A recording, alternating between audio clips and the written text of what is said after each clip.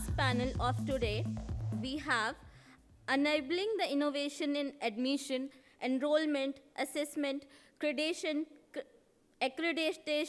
and placement, the roadmap ahead. Gracing this panel, I would like to invite Ashish Mittal, Group CHRO, Sreenidhi Educational Group.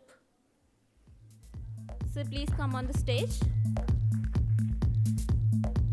Next, we have Dr. Akila Muthuramalingam, Principal, KPR Institute of Engineering and Technology. Dr. S.R.R. Senthil Kumar, Principal, Sona College of Technology. A big round of applause for our next panel. Dr. G. Selvakumar, Principal, AVIT Institute of Technology. Dr. R. Gopalakrishnan, Principal, KS Rangasamy College of Technology. Dr. K. A. Mohamed Junaid, Principal, RMK Engineering College. Dr. Nagajoti, Director, Shree Chandra Prabhu Jain College. Dr. Sanjay Sharma, Director, Customer Success, Anubhav Technology. Over to you, sir. This is in admission, enrollments, accreditation, placements. So we will see how are there different perspectives from different leaders over here. So I'm going to ask the first question to Dr. Akila. Yeah. So Dr. Akila, yeah. So the question is, how do we enable innovation in the admission process, given the trends in the admission that we have a high rise of applications? Diversity, equity, and inclusivity are on the top radar, and institutions are looking to kind of attract the international students. And one of the topmost aspect on the radar for the students and the parents is simple ROI, return on investment. So keeping these are you confused? Okay. So keeping these four aspects, what do you think? We can have innovative practices in admission, and how do higher education institutions tackle that? Hello, good evening to you all. It looks like a PhD thesis title. The topic itself is very long and confusing and very difficult question when it comes to admission, assessment, accreditation, and so many things in one topic. But anyway, I'll be precise in my answer. Admissions, it's really tough these days, being an affiliated, autonomous or whatever, when we fight with universities across Tamil Nadu and across the country. So being an autonomous college, we have privilege in having flexibility in the curriculum, so we can attract. We can innovate in our curriculum design, value-added courses, 1 credit course, 2 credit course, digital learning. So many things we can include, which is not an interest of affiliated colleges. But to attract admissions, the first and foremost is the quality in education, what you offer. And admission perspective, your brand ambassadors are your students. Students have to talk about your college, about the faculty, and about the management also. They should talk good about everything about the institute. If you give quality, they will talk about the college or university or whatsoever. Apart from placement or anything, how happy they are in the institution, how happy they are. It doesn't mean that if they get an 1 crore salary package or 20 lakhs or 30 lakhs, even with 6 lakhs, if the students are very, very happy and they are really skillful and they are ready to face the challenges of the society and the community they live in the organization, that is a very good college in my opinion. Thank you. Thank you so much for being short and crisp. And just to add one pointer, I think where we are missing here is, ma'am, you mentioned that if you do good, students will write good, they'll talk good about you. The vice versa is also truth. Today we have Glassdoor, we have LinkedIn, right? So my point is, whatever you do, will get exposed. वो पुराना ज़माना चला गया, ठीक है? I agree. We can't hide under the carpet. We can't sugarcoat.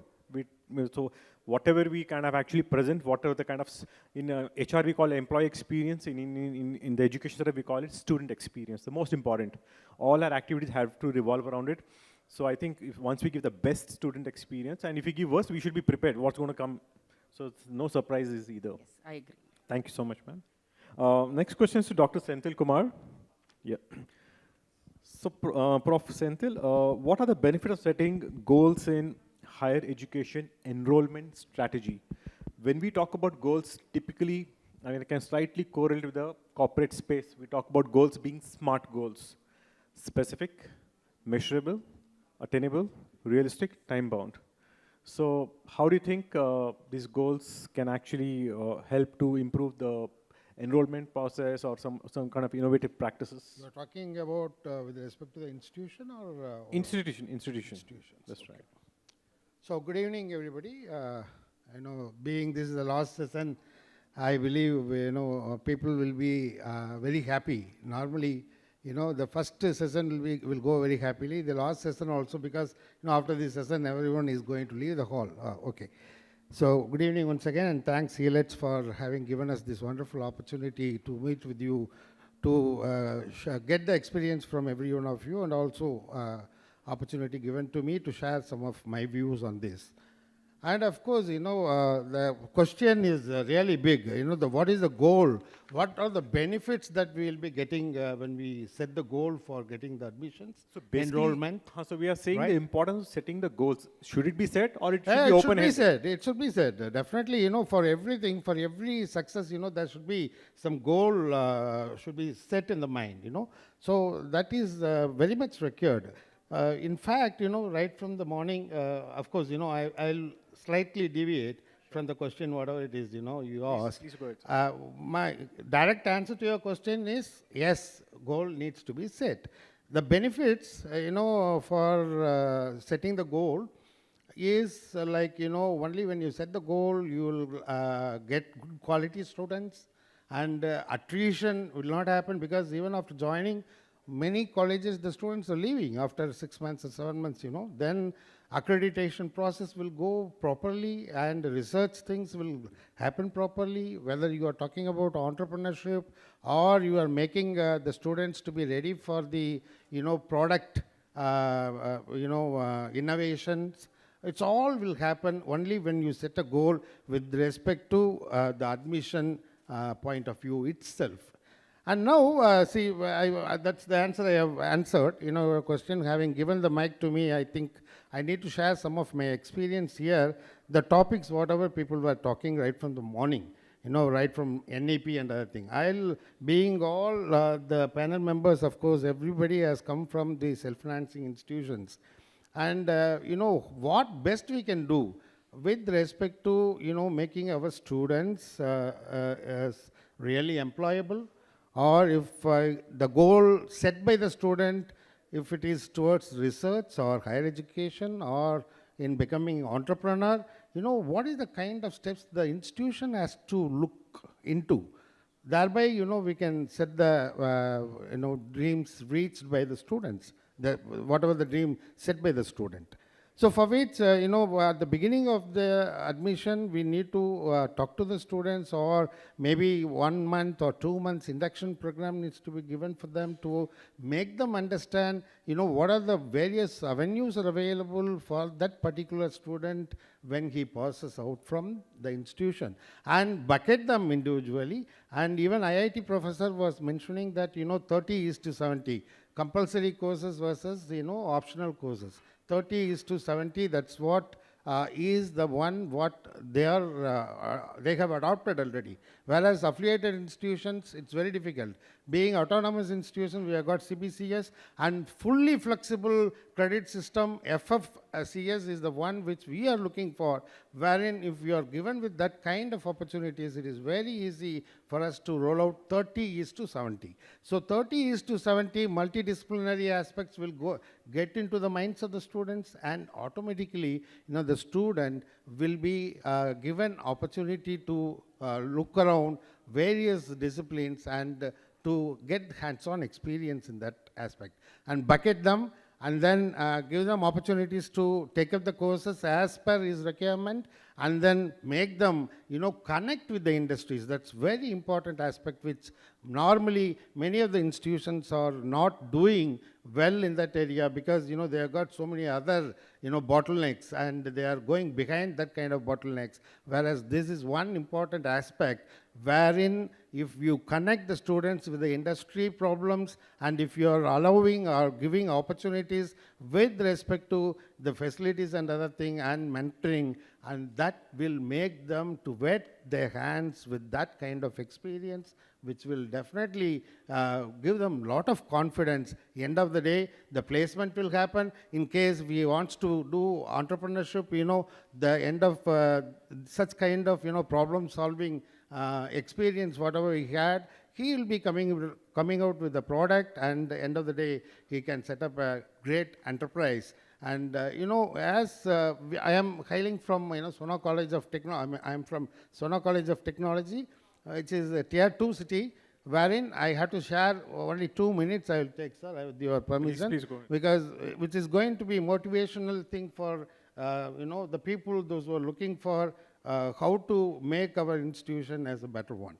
See, being, come from tier 2 city, we have got connection with S.R.R. For more than 1 decade, we have been getting problems from S.R.R. for every racket or, satellite in Chandrayaan 1, Chandrayaan 2. The college has come from tier 2 city, whereas, we could able to give solutions for them. We are giving products, BLDC, brushless DC motors we have given, and NIOT, National Institute of Ocean Technology, in, major projects. We have supplied the power control systems. It's all possible only with the, facilities, whatever we have within the institution, and the mindset engineering is very important for every one of the person, whomever is working around with the minds of the young minds, students. So that facilities need to be given. Even Dr. Karunagaran, when he was, moderating one session, I was just about to answer, because, he was asking a question. See, we are all created lot of spaces, and now online education is happening, NEP I am talking. Online education is recommended, and what will happen to the physical infrastructure? We need to convert such kind of infrastructures into, industries, invite industries, and make some lot of, center of excellences, wherein the students would be given a lot of opportunities to wet their hands in terms of, product development, or with respect to giving solutions for the industry-related problems.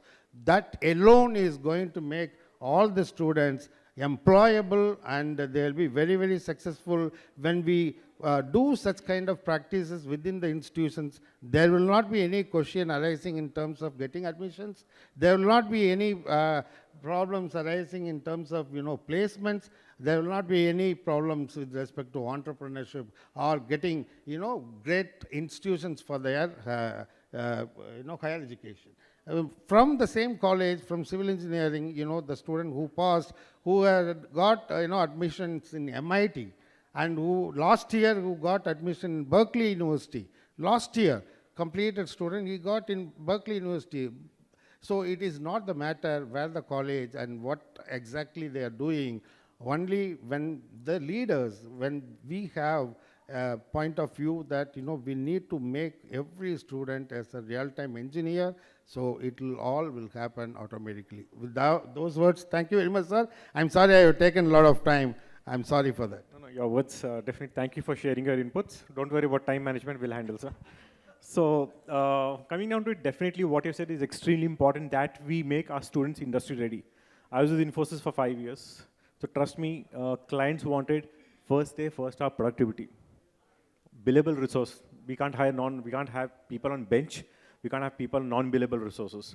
And how do we do that? When academics, when colleges, when universities have students where the curriculum is actually kind of in tie up with the industry, and the students have a practical hands-on experience.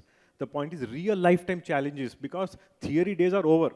And people can go to YouTube, study anything and become everything. But the point is, practical real life situation, how will you handle? That's exactly the thing why we have moved from STEM to STEAM today.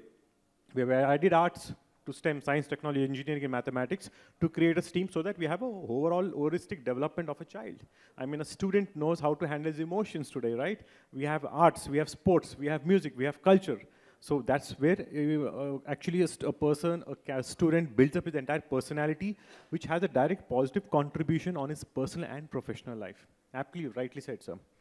30 seconds, will you allow? One 40 more sec- 40 experience, seconds, sir. because, you know, Sure. 40 seconds, okay. Yeah. Actually, you know, the experience, you know, whatever I had, I just wanted to share. You know, the other college, Agni College of Technology, the principal is there. I was there in that particular institution wherein we were encouraging our students to do a lot of innovations.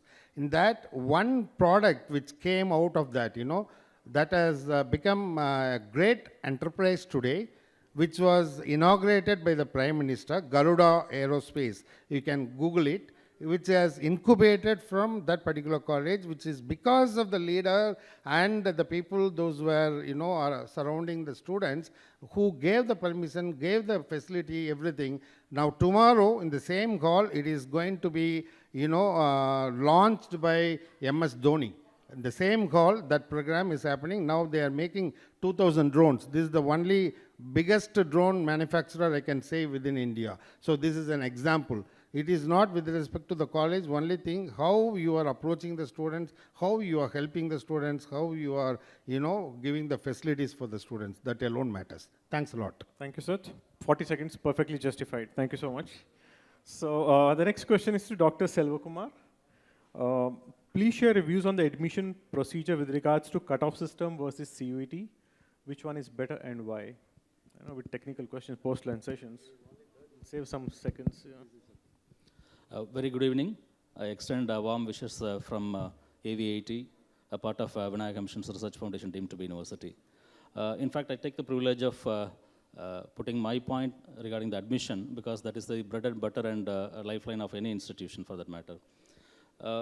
You know, of late we are seeing that admissions in computer and related courses are booming, and the core engineering branches are fading out. 10 years before, when the industries were transforming towards digitalization, there was a sudden thought process in all the academic institutions. So they were looking for new courses, the innovative courses to be introduced to the students. So they add computer to everything, like electrical and computer engineering, electronics and computer engineering, civil and computer engineering, and whatnot. And in fact, even today, the industries and academic institutions are acting in silos. There is no synergy between the industry and academic institution. So just think about 10 years before. So all the academicians and the top academic administrators, they introduced the so-called courses along with the computer engineering. So end of the day, what happened is that the list of academic courses in the AICTE nomenclature increased. That was the only result we got. And now, in the last 10 years, we have seen that those courses are fading out. And not only that, they pulled themselves, but also they are pulling the core engineering branches. And now, for the past few years, we can see that courses are being introduced with new nomenclatures. If the industry talk about a buzzword like AI and ML, that is introduced as one of the courses, cyber security, Internet of Things, blockchain technology. And I'm sure in another 10 years' time, this also will come down. So it doesn't mean that these courses are booming and we have provided greater opportunities for the students. My point is that all the core engineering branches will survive. The civil engineering, mechanical engineering, and electrical engineering are nevertheless important for the growth of any country for that matter. So these core engineering branches should sustain, and for that, the academic experts who have assembled here should put thought process in redefining the curriculum. And most of the colleges now, they have become autonomous and deemed to be universities. And we are following choice-based credit system. Even the parent state universities, they also should think in implementing the choice-based credit system, wherein you can have minor degree, major degree, and specialized degrees along with the computer engineering. So we have to inbuild the right ingredients into the core engineering branches, and thereby I think we can sustain the importance of core engineering, because most of the top institutions, this year also we could see that the intake is getting reduced in the core engineering branches, and some of the institutions, they have closed the core engineering branches. So my point, which I try to drive here, is that core engineering is very important. They should sustain, and we should take all measures and see that we embed and add right ingredient in terms of computer science, but also see that this core engineering branch survive. And the second important aspect of today's discussion is the placement. The world is transforming into a new paradigm. Like there is a paradigm shift in terms of recruitment process or hiring process. We talk about the gig economy and the gig workers, wherein there is not going to be a permanent job in future. So it is only a temporary job as well as the freelancers. So we need to impart skill set among the student community to make them employable. So just think about that. And one more important thing which we discussed in the last panel also regarding creating job seekers rather than job providers rather than job seekers. Our institution is more towards creating such an ecosystem in our campus. So we have established an incubation center, and also we are having many success stories in terms of startups as well as getting, we are one of the institute which has been recognized by Ministry of Micro, Small, Medium Enterprises, Government of India as business incubator. So we have got closer to 50 lakhs grant from MSME, and also that we are taking part in various innovation contests organized by the Government of India. So my point is, please, develop the student to become freelancers. So we provide all kind of skill sets, and parallelly we also make them job providers. With this note, I thank the opportunity given to me. Thank you. Sure. Thank you so much, Prof. And definitely, yes, we need to there's one thing constant, which is called change. And today's challenges are completely different post-COVID as against pre-COVID. Sir spoke about the gig economy, then we have the moonlighting policy, right? We are all aware about it. Yes, no, moonlighting policy, wherein it's already prevalent actually with medical doctors and lawyers, wherein you're trying to work for multiple clients at the same point of time. But today, for example, Swiggy actually is encouraging, apart from office hours, you want to work for somebody else, go ahead and do it, which was criticized by Infosys, which was criticized by the top IT companies. So my point is the times are changing. We do not know. Transgenders are equally, respectable. Our entire HR policies are changing. So we have to move along with the change. There are no two ways about it. Thank you so much, Prof. Selvakumar. The next question is to Dr. Palninatha, right? Yeah. So, okay. He's not here? Okay, no worries. So, okay, so Dr. Gopalakrishnan? Here. Yeah, you're here. Okay, so I'm going to put this question to you. Assessment in higher education has two basic functions. We're talking about facilitating learning and creating a formal record of student achievements. Do you think both are important, either one, and what are your views on that? Thank you. And it's a good evening, all of you. And it's very difficult, because I was very curious which person will get the question. Because as we are going for the examination, the student mindset, so again, the same thing happened. In today's session, we have students, sir, for a change. I'm okay. Yeah, that's been created by him. Thank you. And assessment and the facilitation. So normally the prime focus of any education, you wanted to give them a degree, or you wanted to give them a, see for example, you take, since I'm from engineering college, Rangasamy College of Technology, I take the example of engineering. So you want to produce an engineering degree holder or engineer. So because the question directly relates to that. So the assessment, because that's a very important one, no doubt about it. But what is the percentage of assessment which we are going to carry it out? So because in a general system, it's a 40-60, I'm talking about internal and external, and it may be a theoretical or a practical, or it may be a hands-on related. So in autonomous, generally, it may be a university or autonomous, any institution for that matter.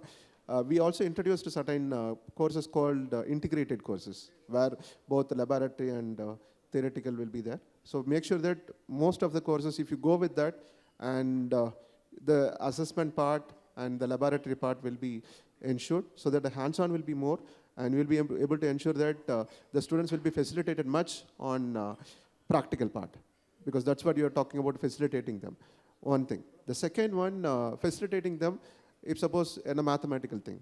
So for that, are we giving them a right environment by providing a MATLAB or other tools? So that is also another important thing. Based on various subjects, first of all, as all the other leaders from the morning they were highlighting, the leader should have a greater vision and a goal for given 45 subjects or given particular department, what actually needed. So by interrogating with different industry or different other academic institutions and research institutions, so that's the reason we call it as board of studies. So where you have to do a lot of research and analysis, then each and every syllabi, you have to define how the assessment should be, how the teacher should facilitate the student. So that's the reason everybody, even madam from VIT, she was highlighting about the importance of the faculty development program. So that should be written properly and we have to move forward. The second one regarding the assessment and the facilitation, it is not only about the laboratory courses, other theory courses, how we are giving them the importance and how we are giving inputs to the students. Say you take an electronics. Say for example, we have a lab called Idea Lab or Fab Lab. So this everybody we can think about it. If you make the students to come out, it may be any student for that matter, a student from biotechnology.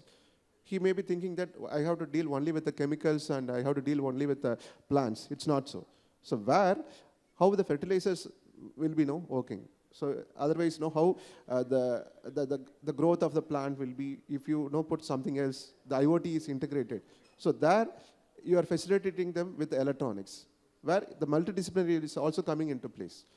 So this is for the biotechnology. Say it may be a triple E.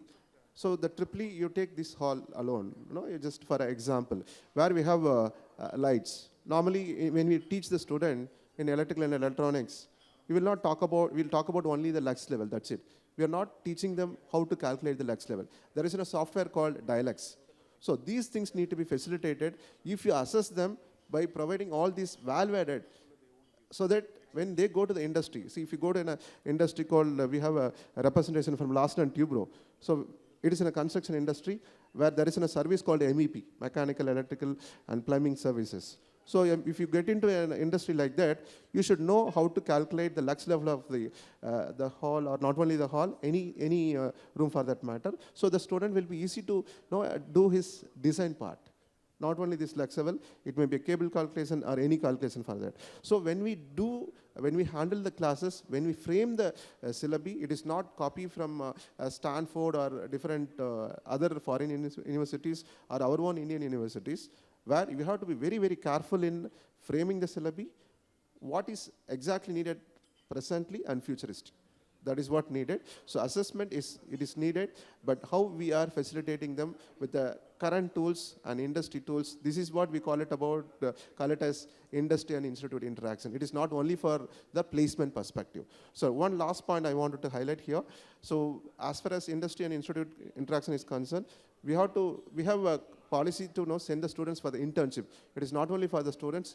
We have to make sure that every faculty should go for an internship or sabbatical at least once in a year or 2 years. So that is needed. And another point which I wanted to highlight, because we are talking about more of placement, research and all these things. When a question was asked to the former president, the ABJ, he was saying when you were happy, he mentioned that more than a missile man, he was happy when he invented a artificial leg with a laser weight. So students should be taught to address the societal problems. They should think about environmental things also. So thank you. Thank you so much, Prof. Yes, it's not only facilitated learning, but I think an overall development of various subjects, elite subjects, will help this student to perform his or her best. Thank you so much. And my next question would be to Dr. Mohamed, Junaid. What is the purpose of accreditation in higher education? We all understand that accreditation actually helps to meet and maintain certain very high standards in higher education institutions, which actually helps the students and the parents to place their faith in such institutions. So if you could just elaborate your views on that? Thank you, sir. So very good evening to one and all. So first, we would like to thank the organizers, Elets, for giving this wonderful opportunity, and wishes from RMK Engineering College. And with respect to the question, accreditation, we can say it's mandatory for all the institutions by the year 2022, and it has been extended for another 2 years by AICTE and NBA. But according to our point of view, I cannot say my point of view, it's our point of view. So we have to take the accreditation as a process. Process in the sense, the parameters and also the criteria provided by the accreditation document, that may be manual, is really well designed, and it is also outcome based parameters are being expected from all the institutions. Apart from that, the knowledge level of each and every student, and also the faculty members with respect to the question paper setting and also evaluation procedures have to be followed by each and every faculty member, so that we can map the students' knowledge level using Bloom's taxonomy, so that the output or outcome of the education system, so that will be going to provide the better opportunity to each and every student who is coming out of any engineering institutions, particularly with respect to NBA. And that's why we have to take the accreditation parameters wholeheartedly as an institution, and also as a member of institution, as a faculty member of institution, and we have to follow very strictly as per the scheme document. So that is my point. So if we take it in a very serious manner, definitely it is going to be very, very useful, not only to get the good students output with a very good outcome, that is expected outcome, maybe getting placement, or to become entrepreneur, or to become a successful person after completing or after graduating the course from any institution. So that is first thing. The next one is regarding the institution benefit. The institution will also get, since they have been maintaining some quality. So with respect to the system, so definitely they don't find any difficulty in getting the students, very good students, good cut-off students, and also attracting the faculty members, knowledgeable, and also some experienced faculty members. So that is why they don't find any difficulty to have sustainability with respect to the institution. So that is why in our point of view, accreditation is mandatory, and getting very good high standards of accreditation is also need of the day for any institution. So according to our institutions, all 3 engineering colleges in our group of institutions, all the eligible UG programs are accredited by NBA, National Board of Accreditation, and all the institutions are accredited by NAC. And RMK Engineering College, we have got A plus with 3.51 in a 4 scale. So accreditation is a must, and in the recent days, the students who are that is engineering aspirants, so they used to send a mail to the head of the institution asking about the NAC accreditation status, and also NBA accreditation with respect to the department. Apart from that, they are also asking about the NIRF ranking. So if you see top 200 institutions shortlisted by MOE, Government of India, out of the top 200 institutions, I think around 100 institutions are deemed universities, and also IITs and NITs. So the remaining 70 to 80 institutions are the self-financing institutions across India. So with that 60, 70 institutions, so our institution position is 154 out of top 200 in this 2022. But definitely it will be very difficult to enter into the 200, top 200 by any institutions across India, being autonomous, even autonomous institution under affiliating system. Since there are some constraints by the university, we cannot have some kind of freedom like universities or like AVIT. So they are university, immediately they can implement the UGC guidelines as per the transforming their institution to become multidisciplinary institutions by utilizing the latest guidelines provided by UGC during September 2022 to become a degree awarding institutions or whatever it may be. But with respect to the affiliating type of institutions, even autonomous institutions, we have got some constraints. So we are expecting some changes in the policies by the government, because recently government has also introduced some schemes like non-Mudalvan scheme in all the affiliating type of institutions, including non-autonomous institution, which will lead to get very good accreditation status for even non-autonomous institutions under Anna University. So that's my point, and thank you for the opportunity provided. Yeah, thank you so much, Prof. Yeah, accreditation is a huge topic. I mean, it needs really a lot of time for discussing on the pros and the cons and the various aspects of it. But yes, it definitely keeps a lot of institutions on par to ensure there's a spirit of healthy competition to be on par on what's required in the current scenario. The next question is going to be Dr. Nagajoti. Yeah. Do you think the criteria to judge the quality of education should be in terms of the number of students placed, or it should just be based on the total gross enrollments? So, very good evening to all of you. It's a wonderful question I raised to a person who is coming from arts and science college background. Because all the people, those who are sitting here, all coming from engineering or from universities and all. And I am coming from arts and science college background, and we are affiliated. Our Chandra Prabhu Jain College is affiliated to University of Madras. And as far as the placement is concerned, and after I took over as a director of this institution the last 4 years, there were tremendous progress has been made. But the problem what we are having with the majority of these students, we get a very good placement, and we have a tie-up with the Mahadra Pride School, Titan Leaf. They are coming and they are giving soft skills training to our students. But unfortunately, 190 students we have given offer letter, but very few of them have joined the companies where we have offered this. So this is the problem of mindset of our arts and science college students.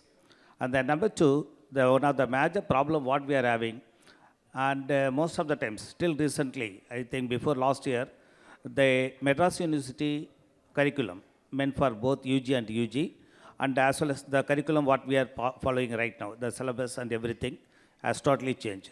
So I should thankful to the government of Tamil Nadu for changing that MSc curriculum, particularly computer science, at par with industry norms. You know, whenever I used to go there, and I used to fight with that this one academic council, no, we used to fight with our vice chancellor that you have to introduce all industry-related curriculum. Say, for example, if you take the blockchain technology, because next 50 years, it is going to be one of the biggest industry, and right now, already this blockchain technology is used by majority of the organizations in India, particularly in Chennai, Infosys, and as well as TCS, for their international payment mechanism, they are using blockchain technology. And similarly, the Kerala government, they have set up their own blockchain technology, institute, and they are offering blockchain technology, 100% grant, scholarship is given to the girl students, and 70% scholarship is given to the gents, and they are creating a pool of, blockchain technology enabled the students. So these are the requirements what we did right now. So I used to suggest our Madras University often, that Board of Studies, you please change the curriculum of commerce. When you take this BCom course, they go there, they learn something, they work out certain problems which comes in the notes, and they pass this BCom degree. But the moment you send them back to that industry, they are not in a position to do any accounts. So that's a major problem what we need to address. And again, I already informed them, there is an Oracle. In Oracle, cloud-based computing is there, where it is possible for our commerce students, they should make it as compulsory, they should undergo practical training, then only it is possible for them to meet that industry expectations. Because then only that gross enrollment ratio will go up. Then only the students will get placed. Because the present curriculum, it is not possible for them to get anywhere. Very few students, hardly some 5 to 10% of the students are capable of getting employment in arts and science colleges. And remaining 90% of the boys are working in companies like Ashok Leyland or that Adani Group. No, L&T Shipping is there. That too for mere 15,000 rupees salary, our boys are working. So this is the real scenario what we have to face right now. And we are facing right now in our college. So what is needed right now? So all this digital transformation should come initially. Even I had an interaction with our education minister last year in University of Madras, and during that time, again I insisted all these programs. Oracle should be implemented. And again, SAP should be implemented. SAP FACO module is there already. Okay, unless otherwise this curriculum should be implemented in arts and science colleges, then only it is possible for us to create our graduates become employable. Otherwise, it is not possible for them to. Correct, sir, you're Again, right. another area where I wanted to mention this blockchain technology, because not only for international payment mechanism, Bank of Baroda, they have, appointed nearly 40 blockchain technology officers. And again, this Andhra Pradesh and Telangana, for e-governance initiative, they have launched blockchain technology. And again, blockchain technology is going to be revolutionize this entire metadata of Indian this election board. Okay, that the entire data is going to be in blockchain. So therefore, we have to modify our curriculum at par with these emerging technologies. Unless otherwise we adopt these things, I think our gross enrollment ratio, it is not possible for us to achieve. Because we are also facing a large number of problems. Boys are coming, and at the moment they get an engineering degree, they will leave this BSc or BCA course, they'll go to BE. And from BE, they will leave, they go for MBBS. So these are all the issues what we are facing. Correct. So what we will do is, see, I completely understand. What you're saying is absolutely right. The SAP modules, MM modules or FICO modules or HCA modules, these have to be implemented right at a college level so that the students have a practical experience so that they are more employable. Very nicely, well capsulated, sir. And my last question would be to Dr. Sanjay Sharma. Given the fact that you are present in more than 25 countries and you have a tech experience, what are the challenges you face in driving innovation right from admission till the time of placement of students? A very good evening, and thank you very much to the organizers and the panel members and the eminent educational leaders sitting in this hall. Coming back to the point and the question and to the topic, in fact, if you see the journey, student journey, right from the admissions to the enrollment to the assessment and accreditation and finally the placements, this is an entire student journey, correct? And innovation has to happen. Essentially, innovation, if you see, it comes out from the need and the resources, correct? If the need is there and the resources are available, innovation has to happen.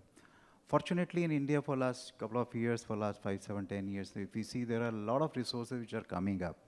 Need was always there before also, need is still there. And the need is very, very eminent and prominent, and it has been experienced because ultimately innovation comes from the personal experiences.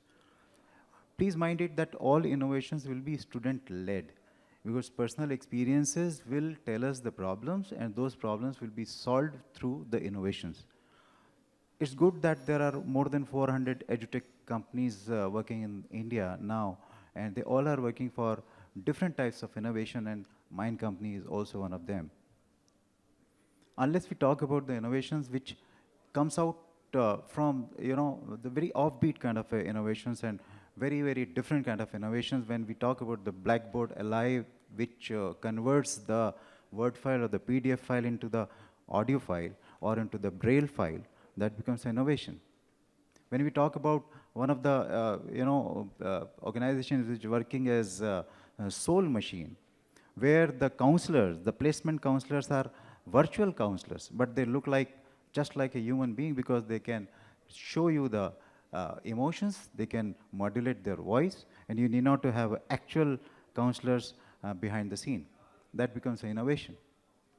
When Creatics Campus, that's my product, when it leads to the situation where basically because of the artificial intelligence, we will be able to tell the customer in the sense of students, that they need to improve in a particular subject or in a particular stream to develop their skill because the trend or the past pattern shows that they are going to, have a lower performance in a specific domain. That becomes innovation. So all these innovations has to have demand, has to have experiences from the students, and this will go up to the level where the admissions, because when we are talking about the road ahead, when the admissions, the enrollments, this becomes a virtual reality for all of us. I still remember in my olden days when I was doing my B, I didn't know that why I'm doing my B.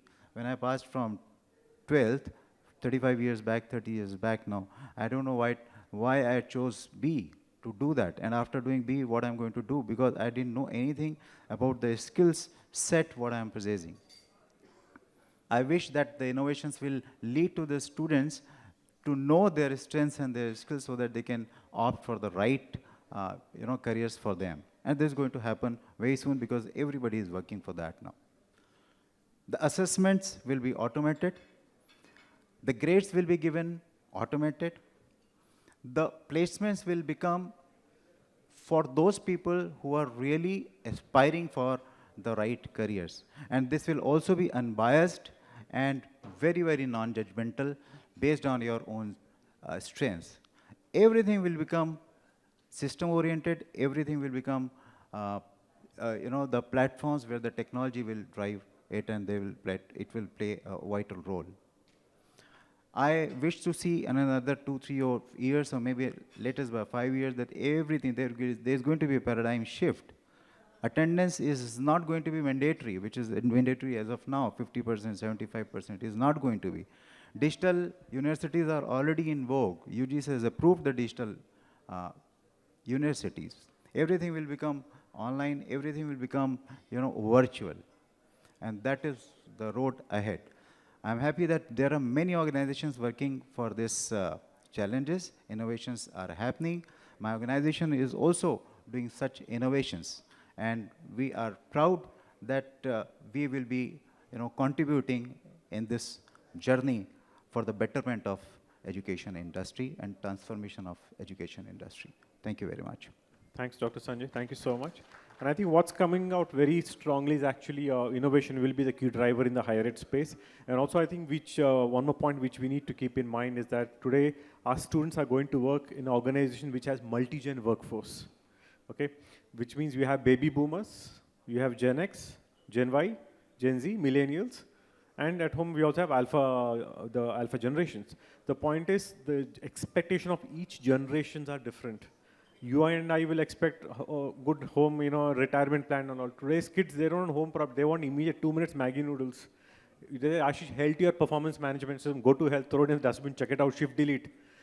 I'm performing, next 1 month, mein mujhe kitna increment aa raha hai. 3 months, quarterly review, monthly reviews. Expectations are on the realistic thing. They cannot wait for posted checks. Those days are outdated, redundant, over. The point is innovation are the days, and these are the days we have to innovate, find solutions. And yes, everything is going to be a new journey. And I think it's collectively when we work together, we'll be able to add value to everyone. Thank you so much. It's bang on time. Back to the organizers. Thank you so much, sir. It was absolutely bang on time. So moving ahead, I would like to invite Brijesh Kohli, Vice President, Xavier Academy, to please come on the stage and provide the memento to the panelists.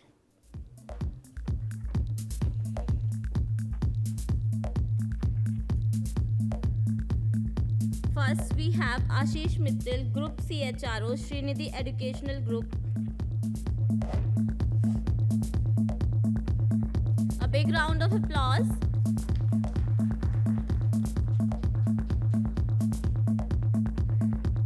Dr. Akila Muthuramalingam, Principal, KPR Institute of Engineering and Technology.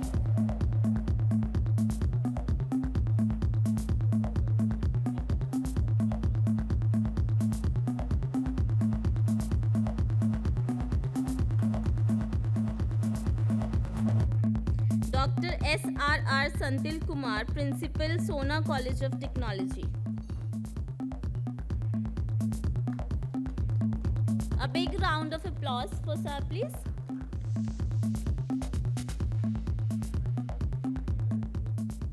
Dr. G. Selvakumar, Principal, AVIT Institute of Technology.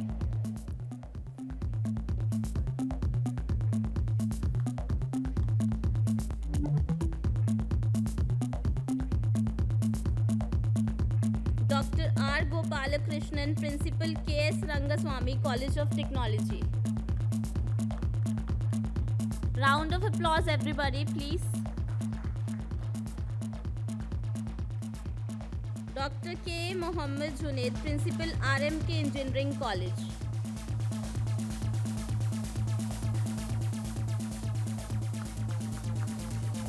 Dr. Nagajoti, Director, Shree Chandra Prabhu Jain College.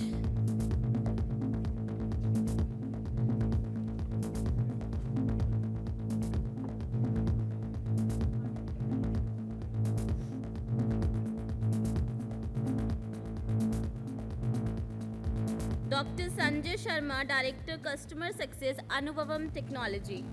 A big round of applause for sir, please.